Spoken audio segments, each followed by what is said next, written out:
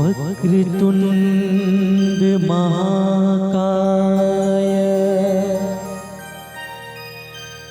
सूर्यकोटि समप्रभा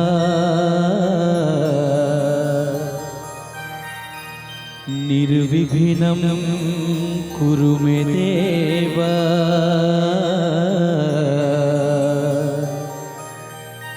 सर्वकार्येषु सर्वदा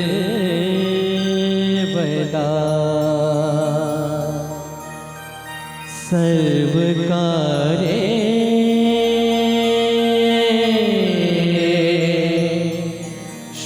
सर्वदा।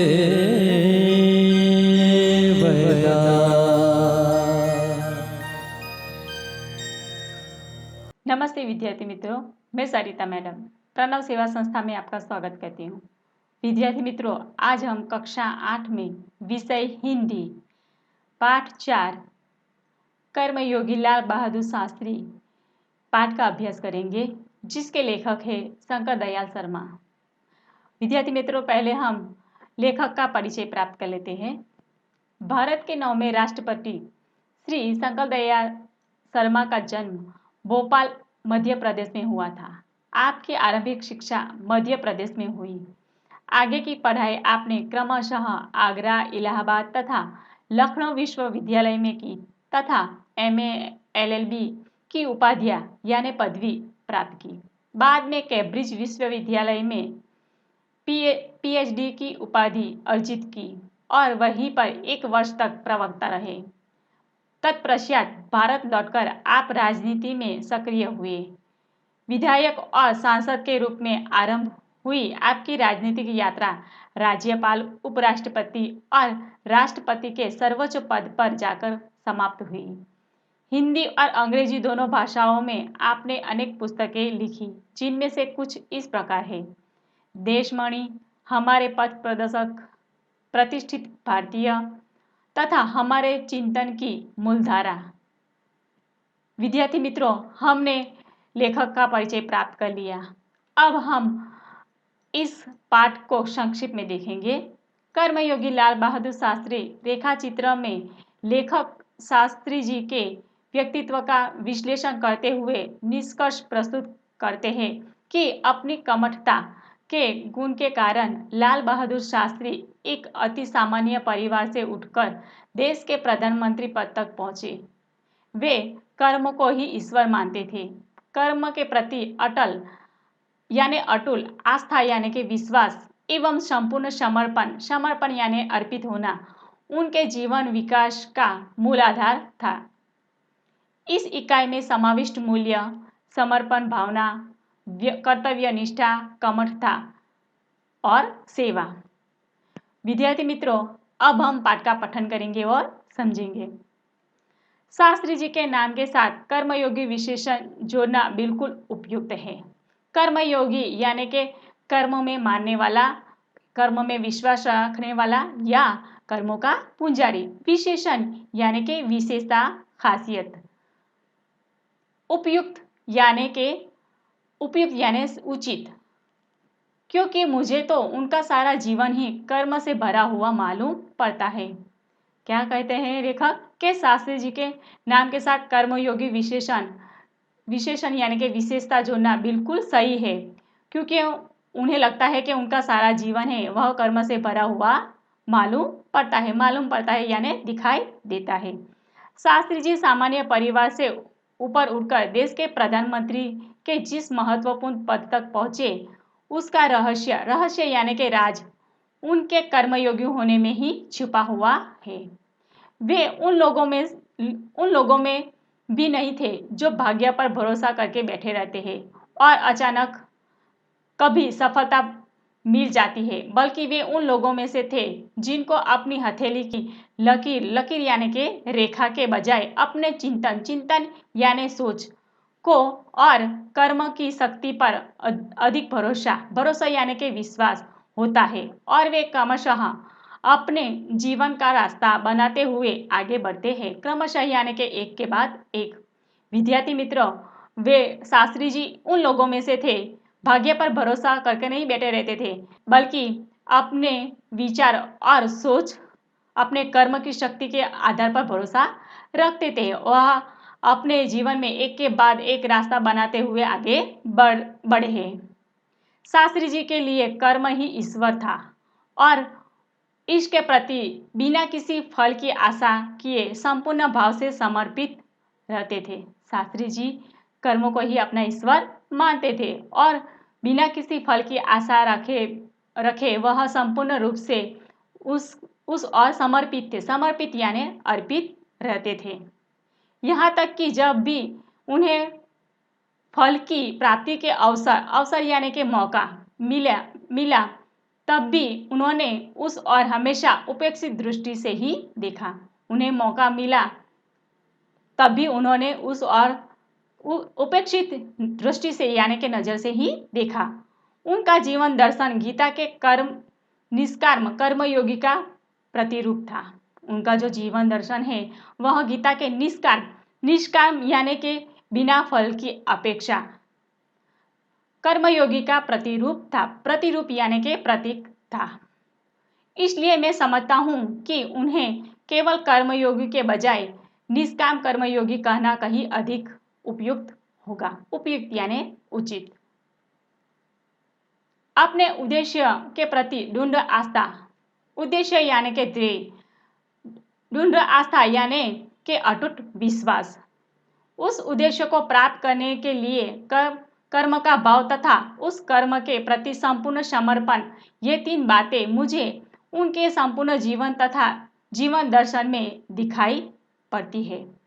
क्या कहते हैं यहाँ पर कि उनके अपने उद्देश्य के प्रति दृढ़ आस्था यानी कि विश्वास, उस उद्देश्य को प्राप्त करने के लिए कर्म का भाव तथा उस कर्म के प्रति संपूर्ण समर्पण यानी कि संपूर्ण अर्पित होना, ये तीन बातें उन्हें उनके संपूर्ण जीवन चरित्र तथा जीवन दर्शन में दिखाई पड़ती है।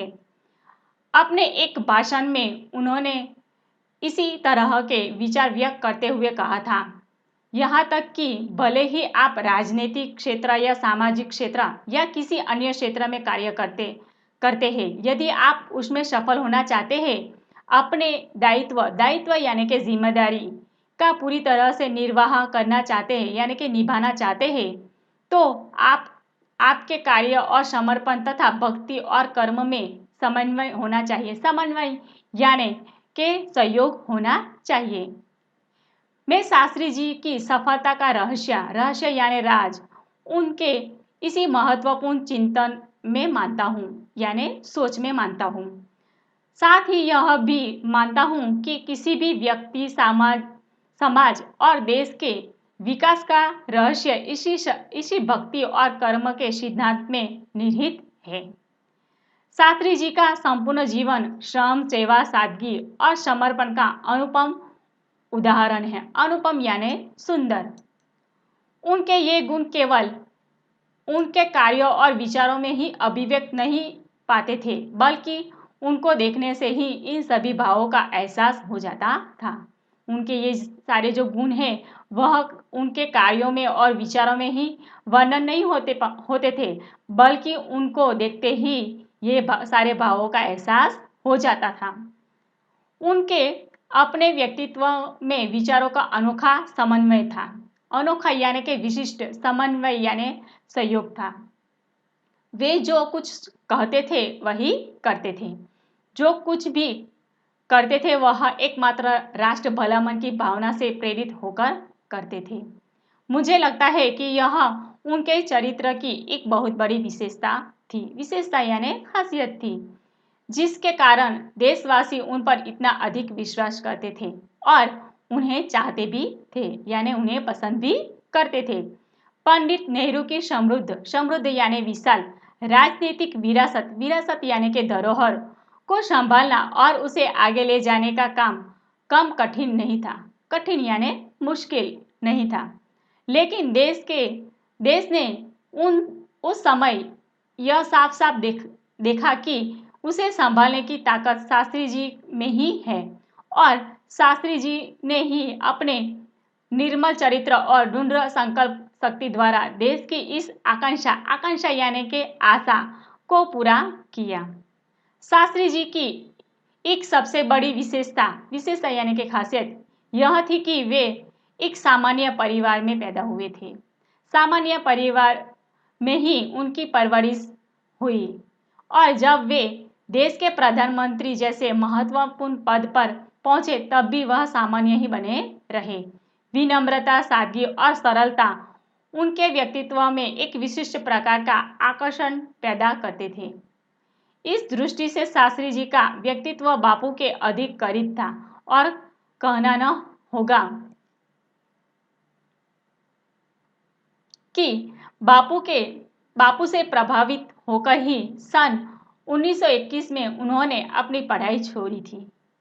शास्त्री जी पर भारतीय चिंतकों डॉक्टर भगवान दास तथा बापू का कुछ ऐसा प्रभाव रहा कि वह जीवन भर उन्हीं आदर्शों पर चलते रहे तथा औरों को इसके लिए प्रेरित करते रहे, यानी कि दूसरों को भी इस रास्ते पर चलने के लिए प्रेरणा देते रहे। शास्त्री जी के संबंध में मुझे बाइबल की वह उक्ति बिल्कुल सही जान पड़ती है कि विनम्र ही पृथ्वी के वारिस होंगे, जो भी विनम्र होंगे वही धरती के धरोहर होंगे। शास्त्री जी ने हमारे देश के स्वतंत्रता संग्राम में तब प्रवेश किया था जब वे एक स्कूल में विद्यार्थी थे और उस समय उनकी उम्र 17 वर्ष की थी। गांधी जी के आह्वान यानी ललकार पर वे स्कूल छोड़कर बाहर आ गए थे। इसके बाद काशी विद्यापीठ में उन्होंने अपनी शिक्षा पूरी की। उनका मन हमेशा देश की आज़ादी और सामाजिक कार्यों की ओर लगा रहा। परिणाम यह हुआ कि सन 1926 में वे लोक सेवा मंडल में शामिल हो गए, जिसके वे जीवन भर सदस्य रहे। जीवन भर यानी जब तक जीते रहे तब तक। इसमें शामिल होने के बाद से शास्त्री जी ने गांधी जी के विचारों के अनुरूप यानी कि उसके अनुसार अछूतोद्धार के काम में अपने आप को लगाया। अछूतोद्धार यानी कि अछूतों के उद्धार के काम में अपना मन लगा लिया। यहाँ से शास्त्री जी के जीवन का एक नया अध्याय प्रारंभ हो गया, यानी कि यहीं से शास्त्री जी के जीवन का नई शुरुआत हुई। सन 1930 में जब नमक कानून तोड़ो आंदोलन शुरू हुआ तो शास्त्री जी ने उसमें भाग लिया, जिसके परिणाम स्वरूप उन्हें जेल जाना पड़ा। यहाँ से शास्त्री जी की जेल यात्रा की जो शुरुआत हुई वह सन 1942 के भारत छोड़ो आंदोलन तक निरंतर चलती रही। इन 12 वर्षों के दौरान वे 7 बार जेल गए। इसी से यह अंदाजा लगाया जा सकता है कि उनके अंदर देश की आज़ादी के लिए कितनी बड़ी ललक थी। ललक यानी जोश। दूसरी जेल यात्रा उन्हें सन 1932 में किसान आंदोलन में भाग लेने के लिए करनी पड़ी। सन 1942 की उनकी जेल यात्रा 3 वर्ष की थी, जो सबसे बड़ी लंबी जेल यात्रा थी। इस दौरान शास्त्री जी जहां एक और गांधी जी द्वारा बताए गए रचनात्मक कार्यों में लगे हुए थे, वहीं दूसरी ओर पदाधिकारी के रूप में जन सेवा के कार्यों में भी लगे रहे। जन सेवा यानी कि लोगों की सेवा के जो कार्य थे उनमें भी लगे रहे। सन 1935 में वे संयुक्त प्रांतीय कांग्रेस कमेटी के सचिव बनाए गए। प्रांतीय यानी प्रदेश। इस पद पर वे 1938 तक रहे। किसानों के प्रति उनके मन में विशेष लगाव यानी प्रेम था। इसलिए उनको सन 1936 में किसानों की दशा का अध्ययन करने वाली एक कमेटी का अध्यक्ष बनाया गया। पूरी लगन यानी कि इच्छा के साथ काम करके उन्होंने अपनी रिपोर्ट प्रस्तुत की, जिसमें जमींदारी उन्मूलन पर विशेष जोर दिया गया। उन्मूलन यानी कि जलमूल से नष्ट करने वाला। इसके बाद के 6 वर्षों तक वे इलाहाबाद की नगर पालिका के किसी न किसी रूप में जुड़े रहे। मैं समझता हूँ कि इस अनुभव ने भी शास्त्री जी के व्यक्तित्व और चिंतन यानी कि सोच को नागरिकों की समस्याओं से निकट से परिचित कराया। उनके पास ग्रामीण जीवन का अनुभव था क्योंकि वह ग्रामीण गांव के ही रहने वाले थे। अब इसके साथ ही इलाहाबाद नगर पालिका ने जन सेवा का भी अनुभव जोड़ दिया था। लोकतंत्र यानी कि लोकशाही की इस आधारभूत इकाई में कार्य करने के कारण वे देश की छोटी छोटी समस्याओं और उनके निराकरण यानी कि निर्वाह की व्यावहारिक प्रक्रिया से अच्छी तरह से परिचित हो गए थे। कार्य के प्रति निष्ठा और मेहनत करने की अदम्य क्षमता यानी कि अधिक शक्ति के कारण सन 1937 में वे संयुक्त प्रांतीय व्यवस्थापिका सभा के लिए निर्वाचित यानी कि उन्हें चुना गया। सही मायने में यहीं से शास्त्री जी के संसदीय जीवन की शुरुआत हुई, जिसका समापन यानी कि समाप्ति देश के प्रधानमंत्री पद तक पहुंचने में हुआ। शास्त्री जी को भारतीय राजनीति की इतनी सही और गहरी पकड़ थी कि श्रीमती इंदिरा गांधी ने उन्हें अपना राजनीतिक गुरु मानते हुए कहा था कि उन्हीं के मार्गदर्शन में मेरा राजनीतिक जीवन शुरू हुआ। देश की आज़ादी के बाद उत्तर प्रदेश तथा केंद्र सरकार में शास्त्री जी भिन्न भिन्न पदों पर रहे। भिन्न यानी अलग अलग पदों पर रहे। उत्तर प्रदेश में उन्हें गृह मंत्री बनाया गया। बाद में पंडित नेहरू के अनुरोध पर वे केंद्र में आ गए। अनुरोध यानी कि पंडित नेहरू के कहने पर केंद्र में उन्होंने रेल और परिवहन, संचार, वाणिज्य, उद्योग और गृह जैसे महत्वपूर्ण मंत्रालयों में मंत्री पद संभाला। इन पदों पर रहते हुए शास्त्री जी ने अपनी जिस प्रशासकीय दक्षता का प्रमाण दिया वह हमारे देश के लिए एक उदाहरण है। प्रशासकीय दक्षता यानी प्रशंसनीय क्षमता। अपने मंत्रालयों के कार्यों में उनका दृष्टिकोण अत्यंत व्यावहारिक तथा सभी प्रकार की औपचारिकताओं से परे होता था। वे अपने को कभी भी अपने पद के कारण ऊंचा नहीं मानते थे। उनकी बड़ी सीधी सी धारणा यानी मान्यता थी कि वे जनता के शासक नहीं बल्कि जनता के सेवक हैं। ऐसी भावना से कार्य करने के कारण उन्हें अपने मंत्रालय में तो लोकप्रियता मिली ही साथ सारे देश में भी लोकप्रियता मिली। इसी लोकप्रियता का परिणाम था कि पंडित नेहरू के निर्धन के बाद देश ने उन्हें प्रधानमंत्री के रूप में स्वीकार किया। निर्धन यानी मृत्यु। देश के इस महत्वपूर्ण पद पर रहते हुए केवल 19 महीने के छोटे से समय में उन्होंने जितनी सफलताएं और लोकप्रियता प्राप्त की वह एक उदाहरण है। शास्त्री जी के सामने अपना उद्देश्य बिल्कुल स्पष्ट था। उद्देश्य यानी ध्येय। उसमें किसी प्रकार का धुंधलापन या भटकाव नहीं था।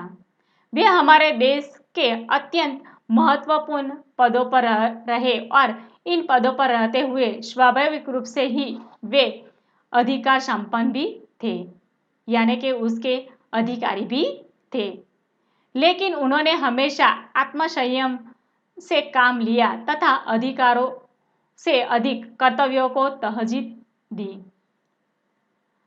शायद इसलिए शास्त्री जी इतने अधिक लोकप्रिय भी हो सके। उन्होंने अलीगढ़ मुस्लिम विश्वविद्यालय के दीक्षांत समारोह में 19 दिसंबर 1964 में छात्रों को संबोधित करते हुए कुछ इसी तरह के विचार व्यक्त किए थे। आपके भविष्य की मंजिल चाहे जो कुछ भी हो, आप में से प्रत्येक को यह सोचना चाहिए कि आप सबसे पहले देश के नागरिक हैं। दीक्षा समारोह यानी विश्वविद्यालय में पदवी समारोह। यह आपको संविधान द्वारा प्रदत्त कुछ अधिकार देता है। प्रदत्त यानी दिया हुआ, लेकिन इससे कुछ कर्तव्यों का भी बोझ आता है जिसे समझना चाहिए। हमारा देश प्रजातांत्रिक है जो निजी स्वतंत्रता देता है, लेकिन इस स्वतंत्रता का उपयोग एक व्यवस्थित समाज के हित में स्वेच्छा से लगाए गए प्रतिबंधों के तहत होना चाहिए। अधिकार कर्तव्य और आत्मसंयम के बारे में यह अत्यंत महत्वपूर्ण बात शास्त्री जी ने कही थी, जिसे आज याद रखने की जरूरत है। विद्यार्थी मित्रों, हमारा यह पाठ यहीं पर पूर्ण होता है। अगले पाठ का पठन हम अगले वीडियो में करेंगे। नमस्कार, आभार।